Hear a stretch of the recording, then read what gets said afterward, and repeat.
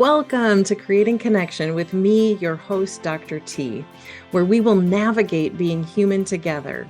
We'll do this through conversations, exploring the challenges and joys of life, uncovering insights and strategies to create meaningful connections, to foster personal growth and find solace in the collective wisdom of our diverse community. Drawing from a unique blend of academic expertise and personal experiences, I will dive into the joys and complexities of aging, death, dying, grief, and body image. With a blend of humor and compassion and understanding, we will forge connections that transcend geographical boundaries and unite us in our shared humanity. When we come together, the possibilities are endless. Creating Connection with me, Dr. T, starts now. Hello, everyone. I'm your host, Dr. T, and you're listening to Creating Connection on Transformation Talk Radio. Stay with me for the next hour as I talk with Erika about finding purpose in unexpected moments. Erika, welcome. I'm going to read your bio right now, and then we'll jump into it. Erika Peterson has over 15 years experience in agency recruiting, manufacturing operations, and consulting for small businesses experiencing rapid growth. Erika's nonprofit work supporting people with disabilities exposed an inclusion gap where hiring organizations overlook disability as a component of DEI. Employers were often afraid to take a step forward towards more inclusion in the workplace for fear of making the wrong move. That is such the case, isn't it? Or saying the wrong thing. Experiencing this on a day-to-day basis, Erika was inspired to educate herself more about diversity, inclusion, and belonging in order to be a better advocate for job seekers, as well as to be a better educator for employers. Always finding joy in learning, Erika also began to pursue continuing education in the area of organizational development. Erika's approach to leadership draws on kindness, empathy, continuing education, and good listening. Her passion lies in being a supportive partner and cheerleader to job seekers as they navigate an ever-evolving market. Her consulting work centers around helping job seekers refresh their resume and LinkedIn profiles while also providing coaching and cheerleading through job interviews. I can attest to this. We'll get into this as we go. Erika has also become an unintended student of grief and aging. In 2018, Erika's mom lost a long battle with ovarian cancer. 4 short months later, her uncle, a bonus parent to Erika and her brother, died unexpectedly. In 2020, Erika navigated COVID as a newlywed, moved her octogenarian dad to Minnesota from his home of 30 years, held a socially distanced estate sale, and sorted through decades of belongings and family heirlooms. Erika helped her dad navigate life in a new city without his spouse and experience caregiver burnout herself, no doubt. In August 2023, Erika's dad passed away. He was 88. In the aftermath of losing her last parent, Erika reflected on her career path to date and did some hard work envisioning her most authentic next step. Inspired to go back to school, she started the Masters of Arts in Organizational Leadership at St. Catherine's University in August of 24. Her research will be focused on coaching organizations on how to better support their employees in grief while also supporting our aging population in their grief. She has become more in tune with her own grief and wants others to know that there's no set path, no right way to do grief. What has helped it has been leaning into joy, asking for help, no easy task, and giving yourself grace. Erika says, don't ignore the signs. Always remember that the universe has a way of showing you who you are meant to be and who you are here to help. Erika, welcome, welcome, welcome.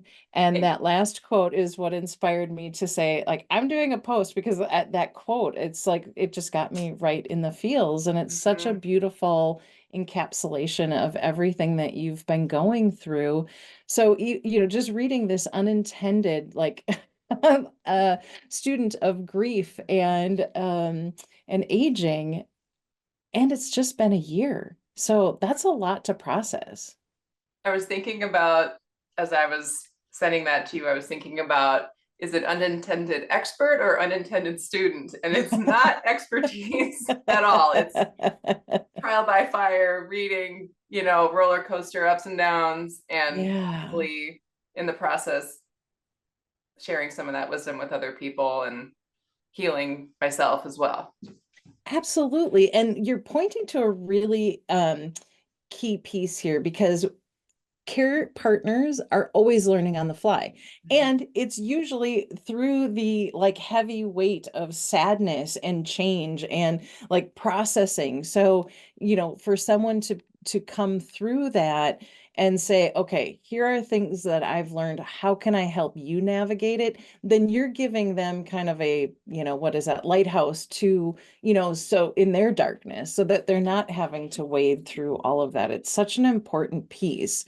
And you talked about, and in 2020, real special to be a newlywed and, doing a socially distanced estate sale. So when you talk about your own caregiver burnout, are there things that you were like, oh, this is what it is, or have you recognized it after the fact?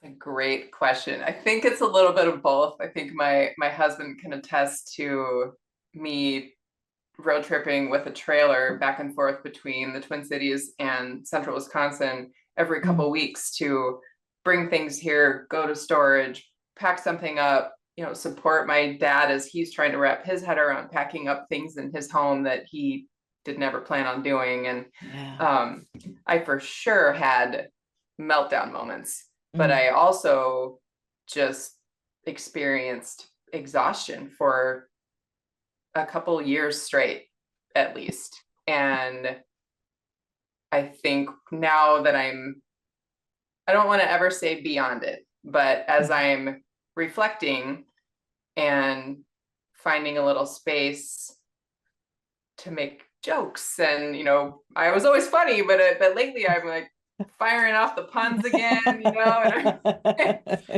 yay, they're back. But that has been just time.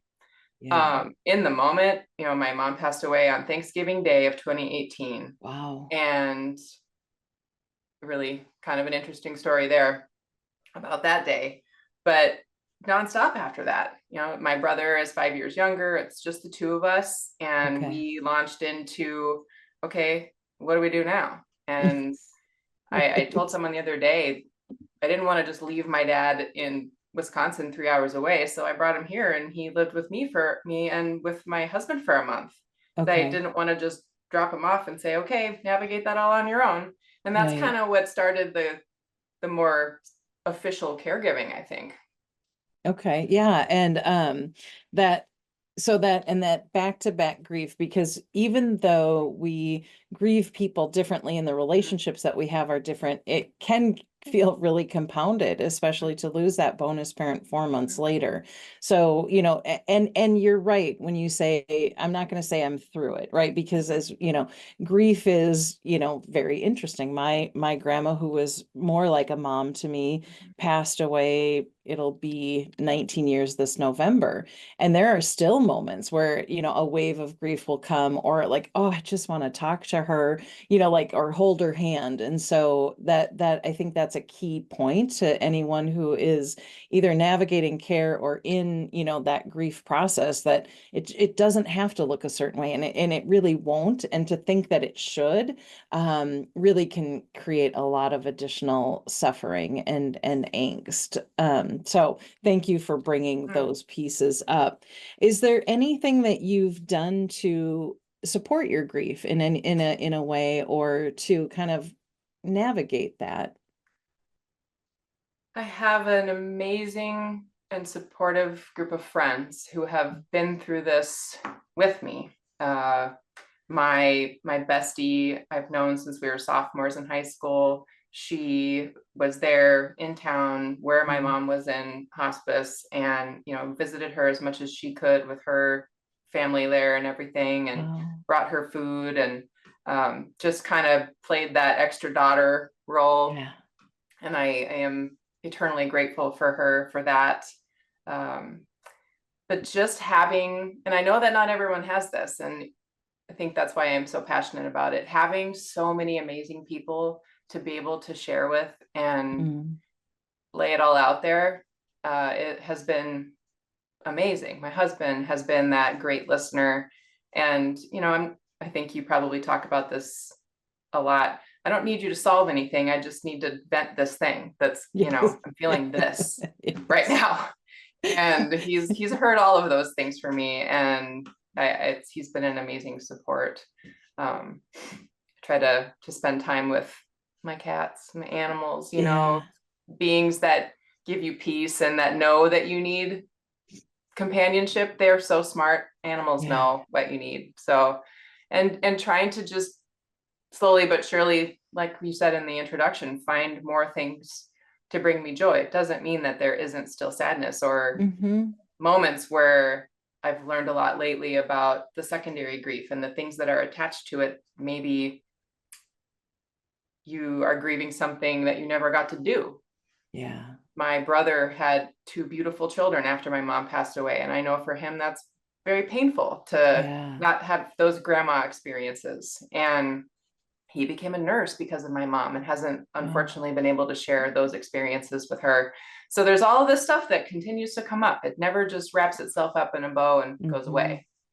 Yeah, because it isn't just the loss of the person, it is the loss of that kind of continued presence in your life where you know that they would have been cheering you on, or she would have loved to have held her grandbabies, that type of thing. And, there's sometimes when I again think of my grandma, and I don't.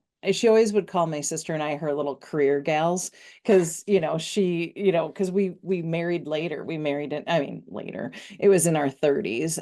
But so that was very different from her generation.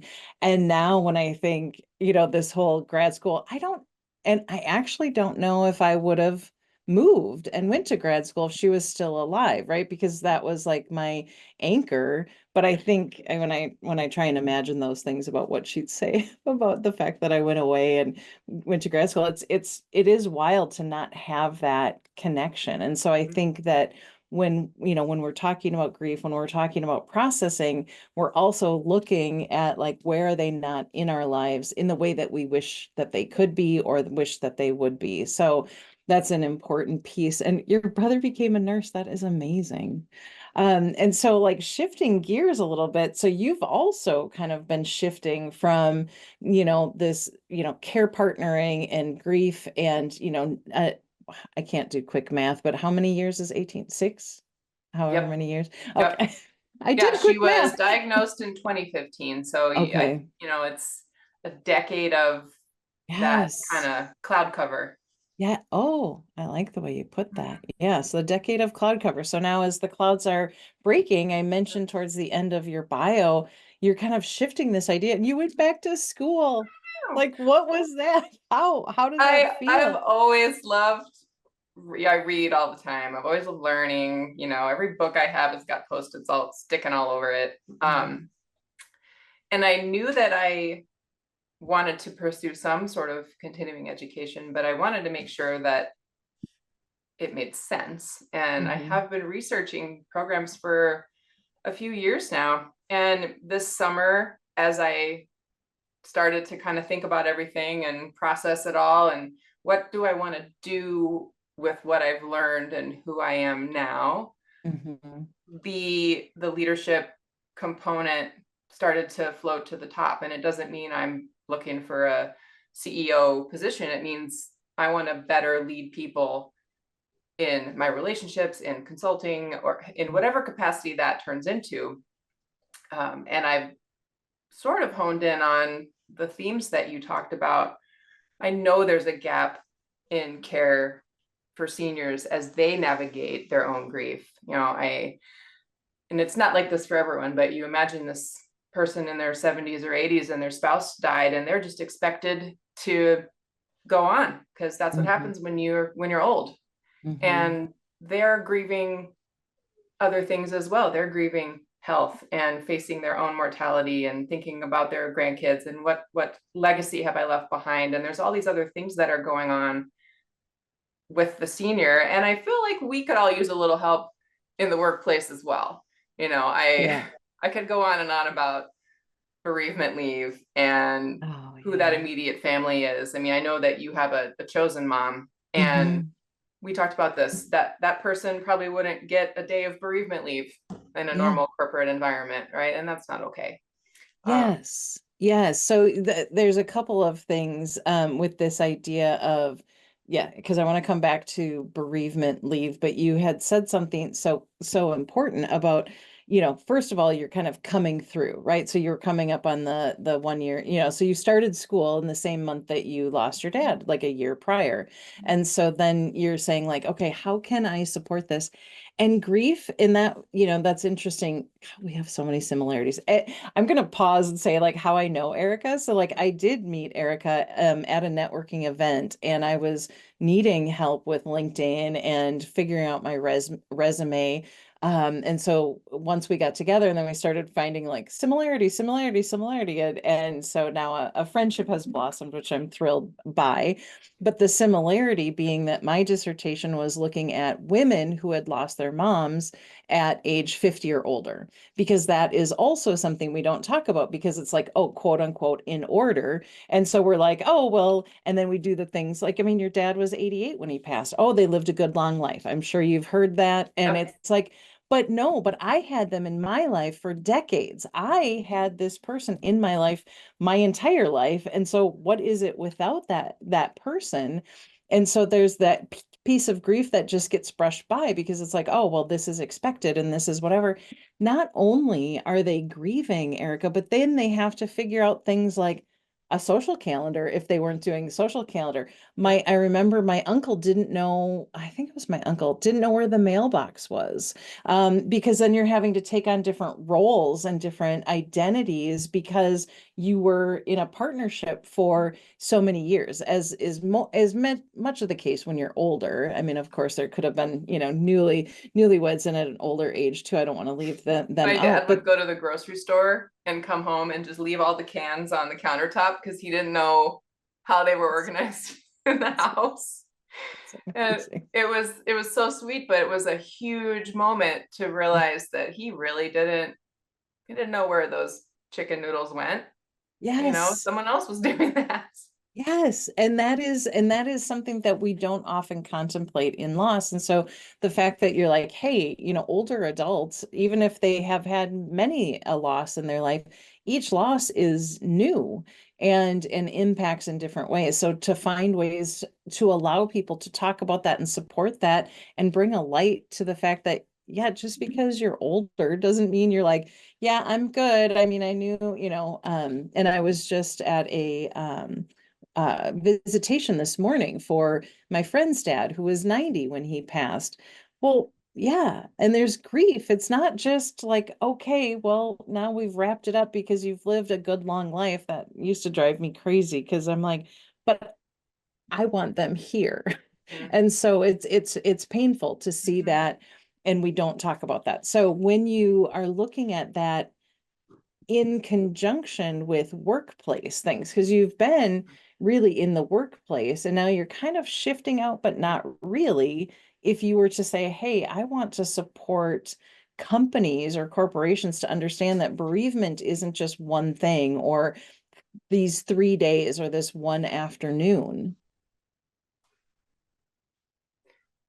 There's a productivity component that feels really icky when Mm, you think about corporations and their assigned bereavement leave. And I've been in situations where I had to tell an employee, I'm sorry, that step parent doesn't qualify for the number of days you think, and you're going to have to take a paid, unpaid leave to go to Iowa for the funeral. And yeah.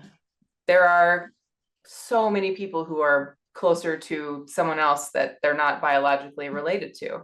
And I think there are blind spots there.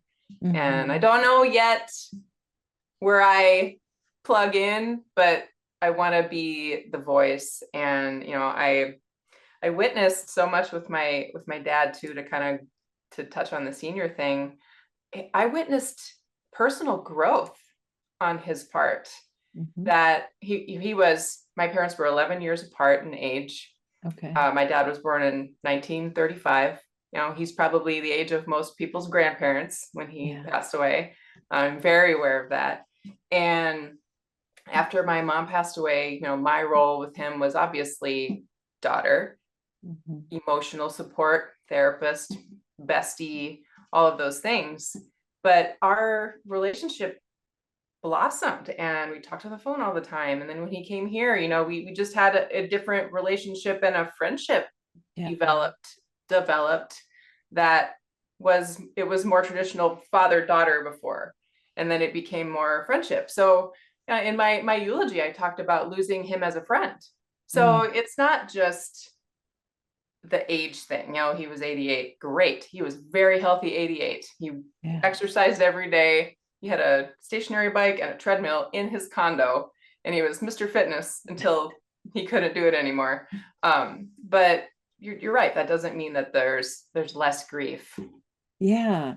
And so when I love this other aspect where you're saying like he grew and changed because often, with ageism, which is another topic that I'm passionate about, is this idea that people are like, well, I mean, they're just done. They're cooked, they're done.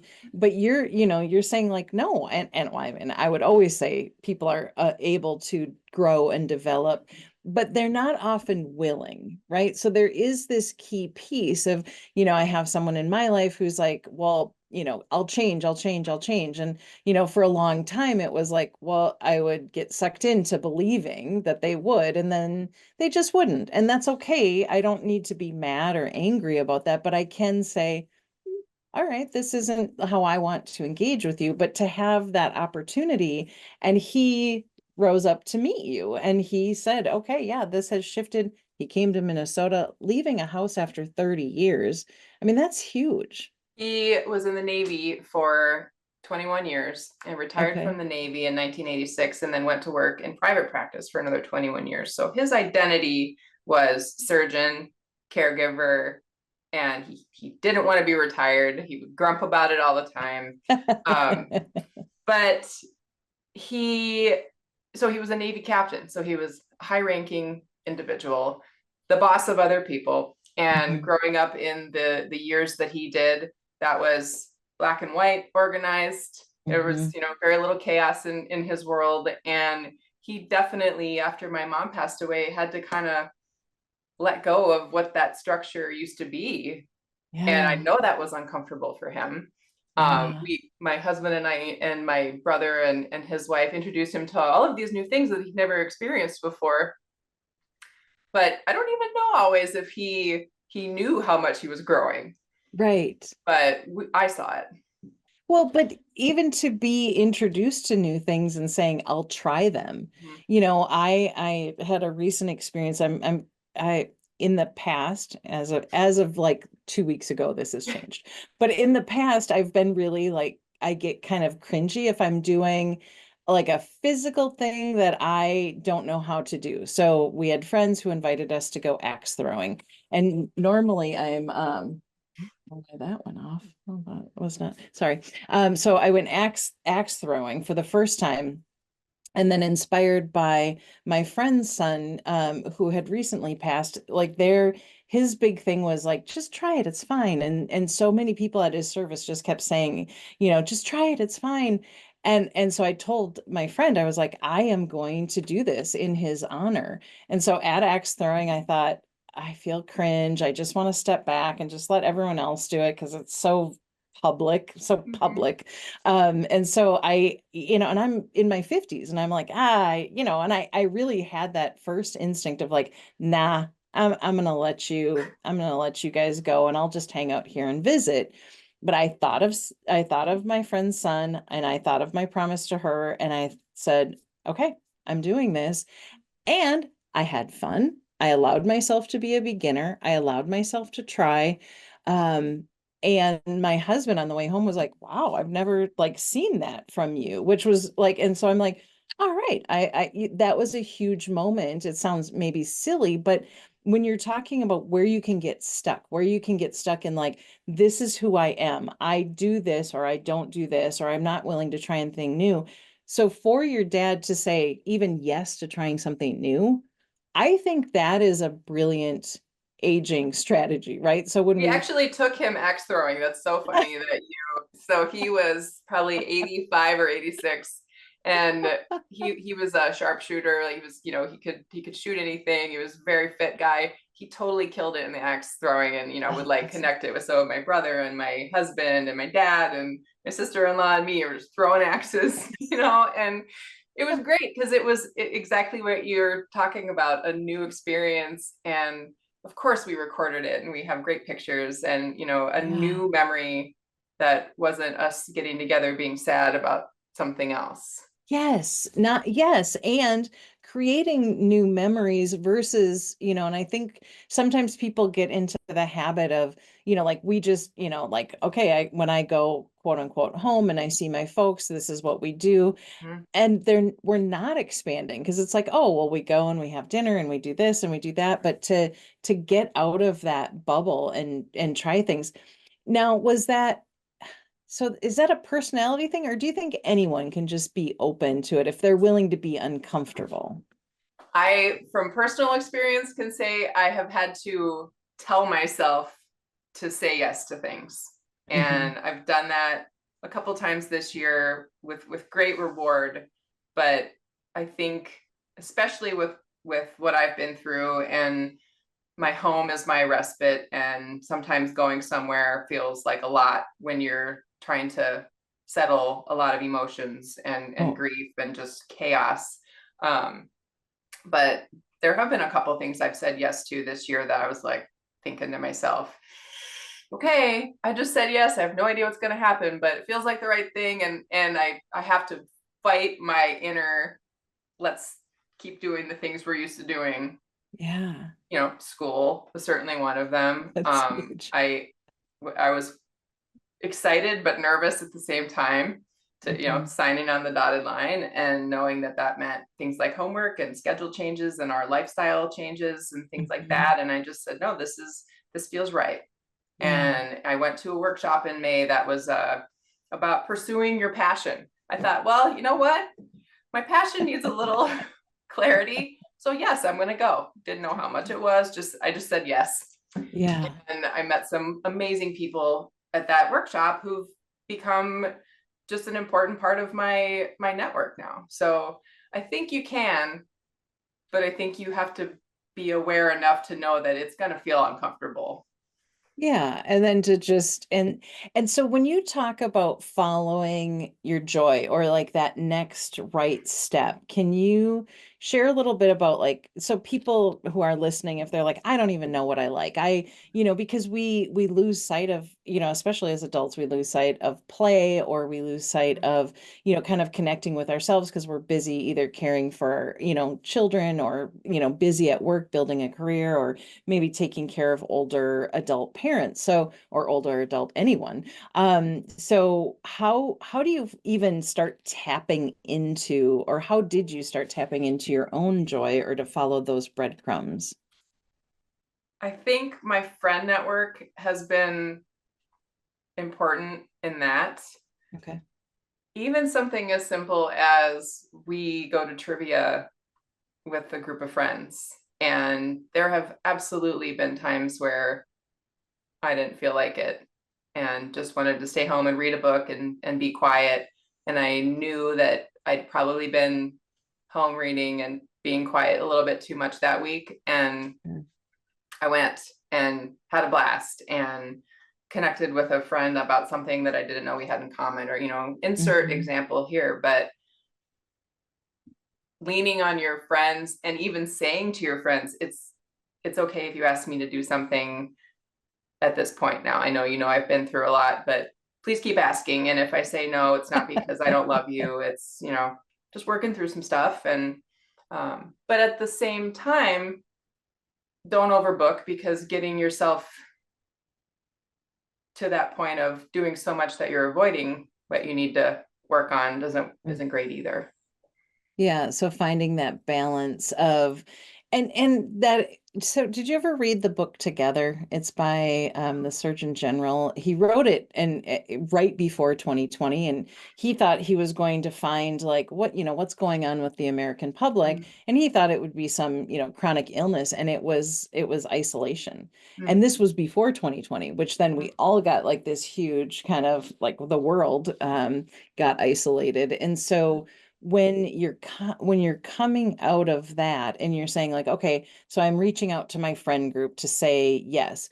But when you're talking about things like, okay, I might be uncomfortable, like the workshop or starting school, what said to you that this is a yes? Like if My someone's gut told me following, it was a yes. I actually had happy feelings just swirling all around, and I knew there was a reason I've been researching different programs for 2 or 3 years. It meant that's what I should be doing. And I'm yeah. definitely a researcher. I want to know everything I need to know about something before I do it. I reached out to a couple different institutions and asked to interview the professors in the program because I wanted to hear directly from them Okay. how they were teaching the courses, what I thought based on the marketing materials versus what they really do day to day. And um, that was a lot of fun. And I got to say, hearing people say, I think this sounds like the right program for you was also very encouraging. But I knew it was going to be school this fall. I just had to figure out in what form. And I have had so many amazing networking conversations in this calendar year about that very subject. And I think one of the things I love to do is just throw out there what I'm feeling and where I'm at in my life. And a perfect stranger that you meet at a networking event can give you light on something that you didn't have before. Yeah. So talking Yeah. about where you're at has been very helpful for me. Ooh, so in your bio you talked about like asking for help Mhm. and I kind of made a little like because that I think is one of the hardest things. If even saying to your friend group, okay, please keep asking me to do stuff, I might say no. That's vulnerable, Mhm. or I need help in this. So when you're talking about those things, if someone's like, I don't even know how to ask for help, has that always been something you've been able to do? Or given your circumstance over the last, 6, 7 years, did that shift? Yeah, definitely shifted because I Okay. was not a great person asking for help. I think bef- before my mom got sick, even during, but once I felt more in the caregiver role, even if I wasn't there in person, I knew I knew people in her network would help. I knew there were neighbors that cared. You have to start asking. Otherwise, you do just grind yourself into a pulp. And Yeah. but I know in my 20s and 30s, I was too proud to ask for help and really should have in a few big situations that would have ended or ended differently. But that's what happens, right?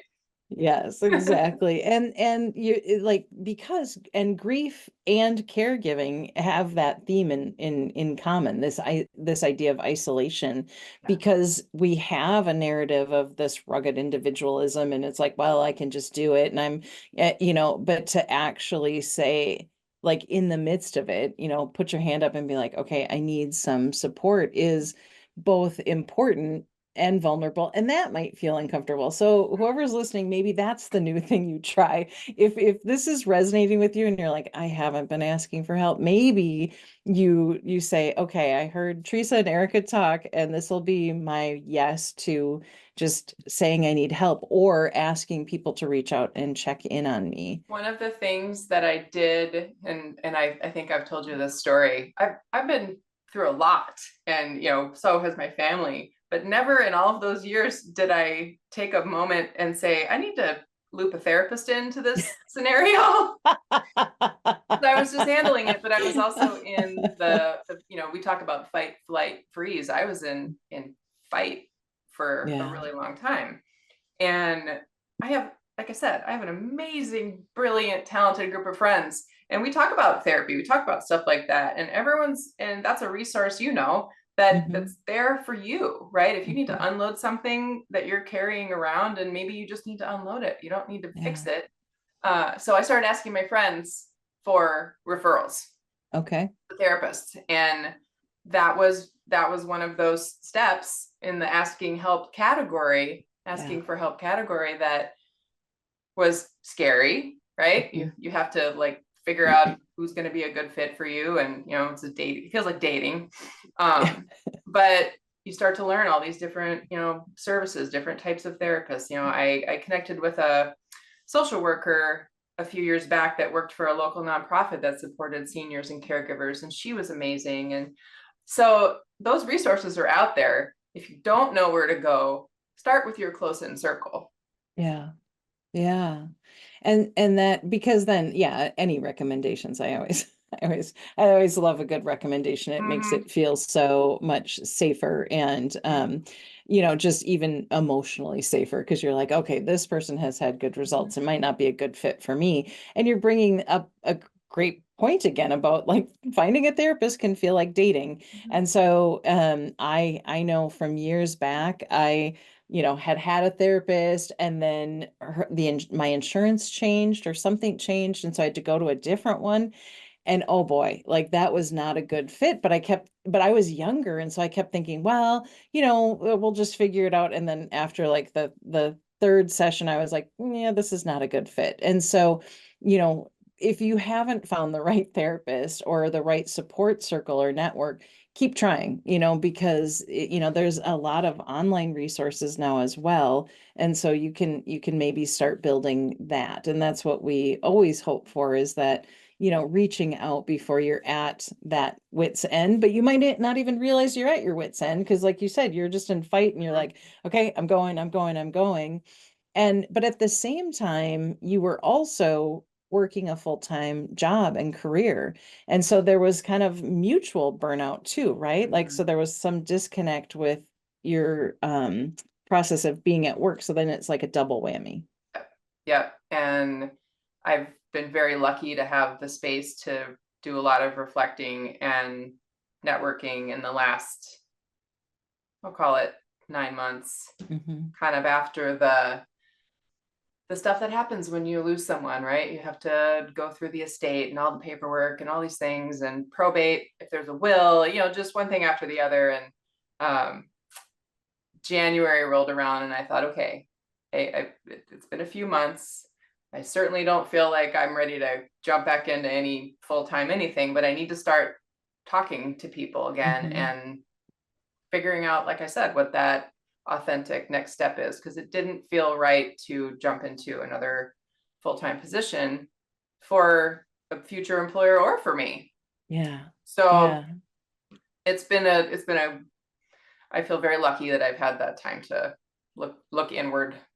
Right? Because going back, circling all the way back to HR and bereavement, and Mhm. we're like, okay, you lost a parent. So chop, chop, 3 days, I think it is. And then 5 days for a spouse, or at least that's what it was when I was an HR rep. And so, you're talking about like, you have to like just in so many scenarios, you don't have the bandwidth to be able to even start to process and check in, like what is that right next step, because you're just back to that never ending hamster wheel. I talked to So someone recently who went back to work after a traumatic event and a death in her family. And she said one of the leaders in her organization, I think, and I couldn't tell you age or anything else about this person, said, "You're really freaking people out," to this person that I was talking to that had gone through a death. And I'm thinking, okay, these are the things I'm talking about. This is yes, generally how to be kind to other people, and that is not a thing that you would ever say. yes. So there's definitely work to be done there. And the avoiding, right? So there's Yeah. also the scenario where people are like, I don't know what to say, so I'm just not going to say anything. And then you're like, Mhm. okay, now this community that, because I mean, work, you spend a lot of hours at work, so you build this network, and maybe you go back after a loss and someone says something that really tone deaf and wow, like not emotionally informed. That's really painful. So sorry to your friend. Yeah, no. And or the avoiding. And so, just acknowledging and saying like, oh, I know you've been through something and I'm here for Mhm. you, can go a long way versus you're freaking everybody out. Or you're thinking like, It broke my wow. heart. And Yes. you want to be able to, I don't know, you want to be able to trust your leaders and maybe share something. I know that makes everyone very vulnerable, but I that trust piece is important to me, and I think you should be able to. And it's maybe a big ask to think that all organizations can suddenly evolve to be emotionally aware, Right. but I think there are baby steps that can get us closer. Yeah, absolutely. And it starts with research, and, finding ways to bring that in where, it doesn't have to affect the bottom line, but the sensitivity, because you were talking, a part of your career, noticing that employers were like, oh, I don't know how to include someone with a disability because I don't want to say or do the wrong thing. I think that's the same thing with grief or even aging, right? So it's like, oh, well, we're just not going to talk about it. So to be able to open the conversation and to have the insight that you have, not only from, your work in corporate, but your work with individuals, and then now your personal experience and bringing it all together and saying like, okay, how can we shift this conversation? How can we actually start, making it so that our human experience is honored and and in some ways supported, and maybe that can't be, but it can be a conversation. So I think that is really key, is finding people's stories and understanding how that is, because yeah, I mean, it's crazy to have a loss that impacts you to that degree, and then just show up to work and be like, okay, and also the created or chosen family where the connections are deep, but they are not recognized by HR. So how do you navigate that? Because then you're just like having to show up and and probably freak everyone out. But I don't want to freak everyone out, and I Yeah. don't think anyone wants to have that experience. And I think when we hear things like that, then it gives us more ammunition of saying like, okay, just shove it down, don't talk about Yeah. it, like just, and that's where we don't get anywhere with grief. And so that is really painful. And how exhausting is that to bury that Yes. 8, 9, 10 hours a day, and then Yes. come home to your family and your spouse or whoever it is there, and you can't really just emote for the next 5 hours of your evening. So you're burying it, which is emotionally exhausting as well. Yeah. Yeah. It really is. So I don't know how that silent generation did it, but but maybe they didn't have as much coming at them either. So That's, I think, and important that you noted that. My parents' generation, my mom grew up in a very conservative Italian Catholic family. My dad was a Swede, real dry. They always joked about the Lutherans and the Swedes, and there wasn't a lot of emoting. There wasn't a lot of talking about your feelings. And I definitely noticed with him where he started to, in those last years, as he was evolving, sharing things I'd never seen him share before, and talking about his feelings. And my mom never got a great chance to share about her own grief, her life. She had a twin that had a disability that passed away when they were 18, oh wow. and it wasn't something that her family wanted to talk about, and that Yeah. really lived with her for her entire life. And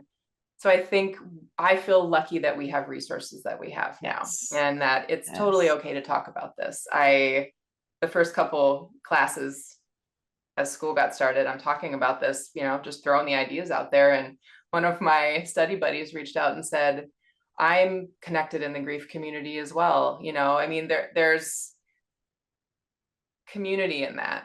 Yes. And then you feel like you're not so alone. Mm-hmm.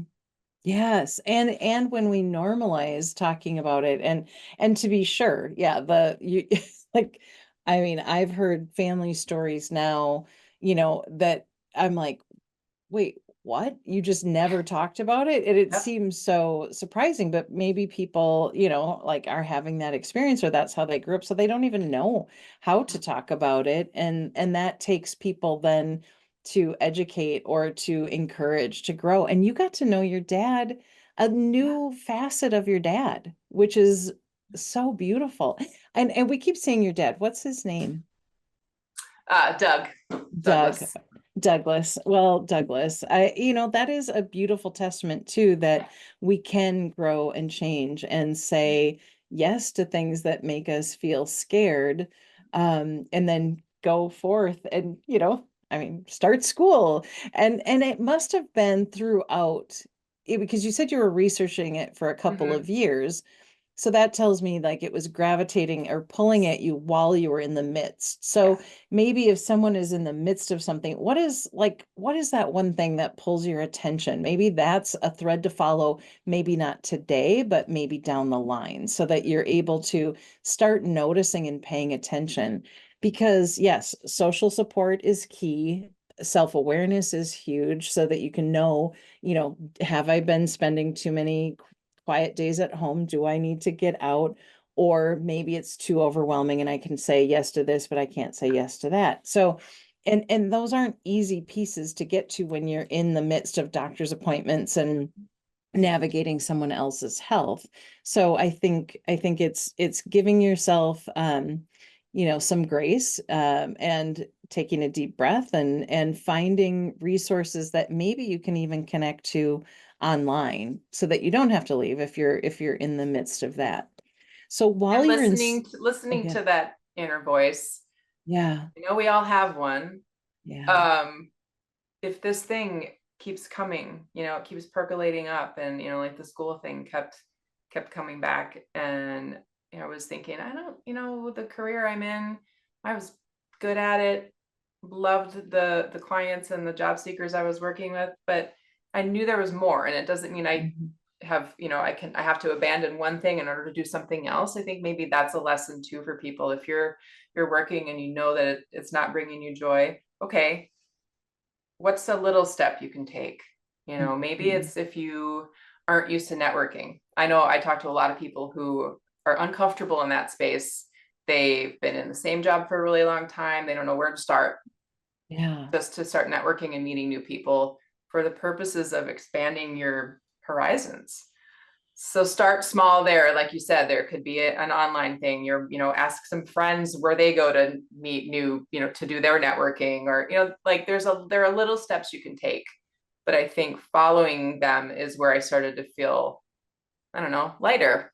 Like, okay, this yeah, feels like the right direction. I don't know what the end of that road looks like, but that's okay. I've said that a lot lately. I know that this is the right step, and this yeah. step has made me happy, and this message feels like the authentic message for me. Hmm. And that's okay today where we're at. You don't have to know Yes. what the end looks like.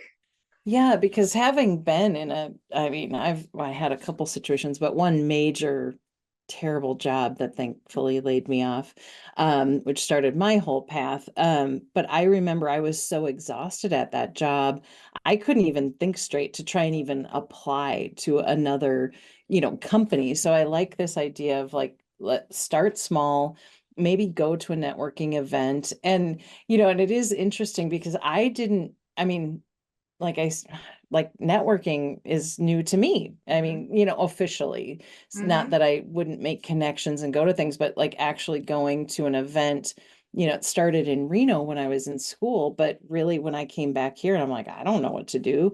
And then, I met you. And so, and I've met, great other people that it's like, oh, okay, like over here and over here. So yeah, you don't have to like blow up your world and, quit your job.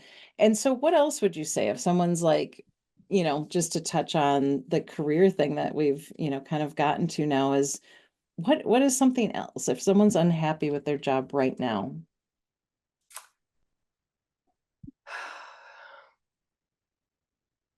That's a great question. I think being okay, I think the message we're talking about is being okay with uncertainty. Um, Hmm. Doing something scary or out of your norm is okay. If you Yeah. see a job that you think, wow, I could actually do that job. That looks interesting, and go through the application process. It doesn't mean that you're abandoning your existing organization. It means you're having a conversation with someone else, right? Yeah. And I know we could go into another hour of why the job market is crazy and how hard it is to get a response. But I think, and that's where the networking comes in handy.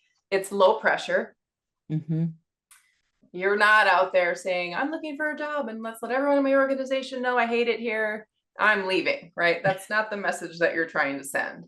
Yeah. It's it's about your own growth, and that can happen in baby steps. And I think those little conversations are important. I know someone that was interviewing for a job.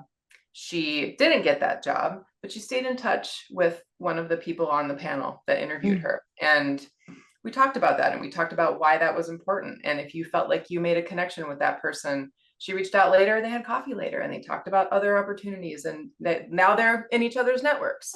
So those low pressure things, I know that's very scary to do, and I'm Yeah. happy to talk more about how to do that in a way that doesn't make you want to hurl. But it is those little conversations, those little networking moments, um, are they? I think they slowly allow you to feel a little more comfortable exploring.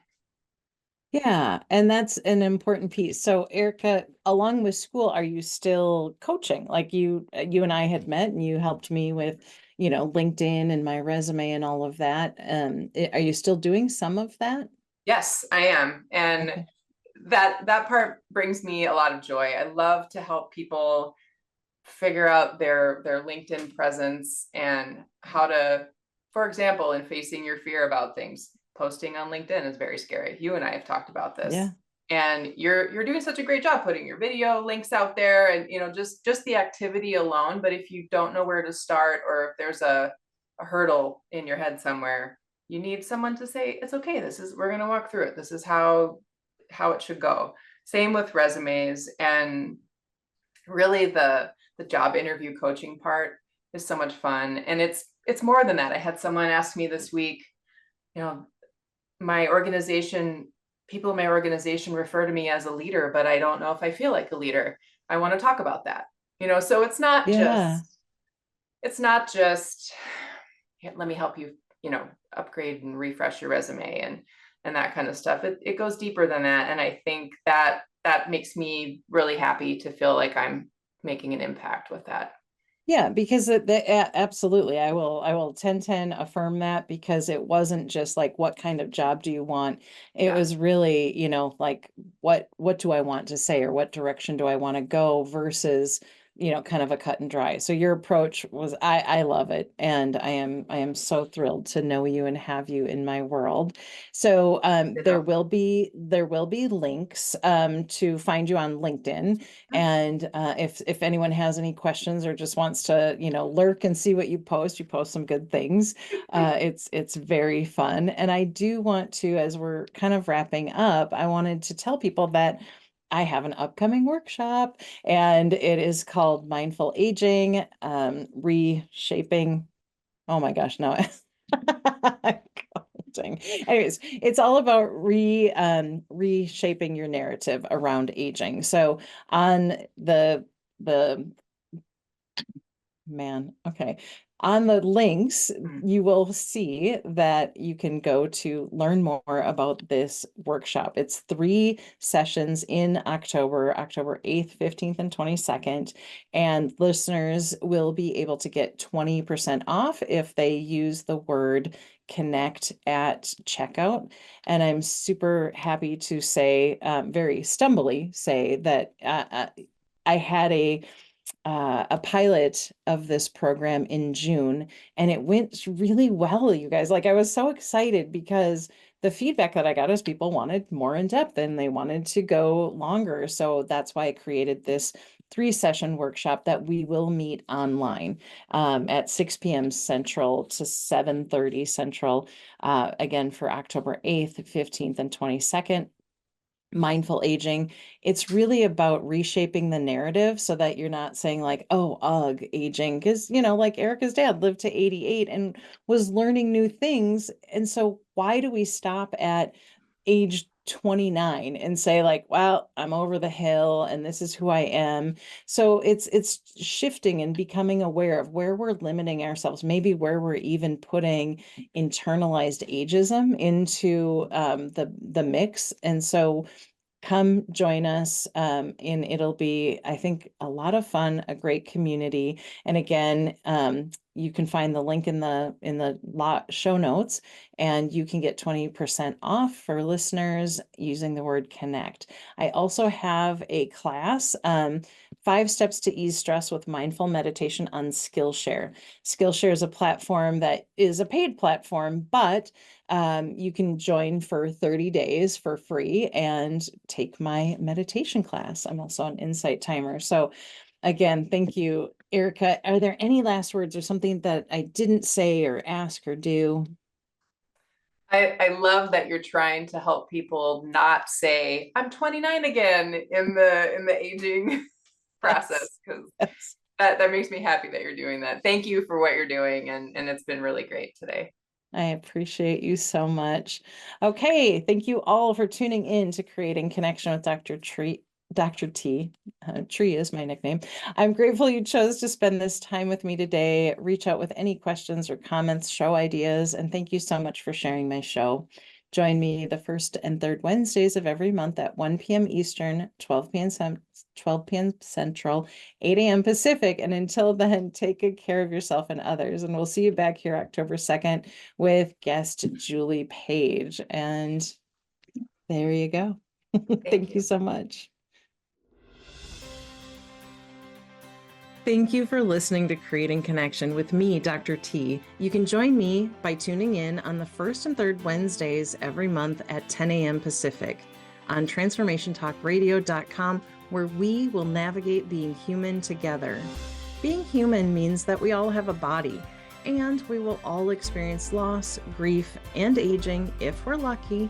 Let's join together on this journey of exploration, support, and mutual learning. I love bringing people together, and on Creating Connection, we are a conversation away from understanding another person and, quite frankly, ourselves. For more information, visit ccwithdrt.com.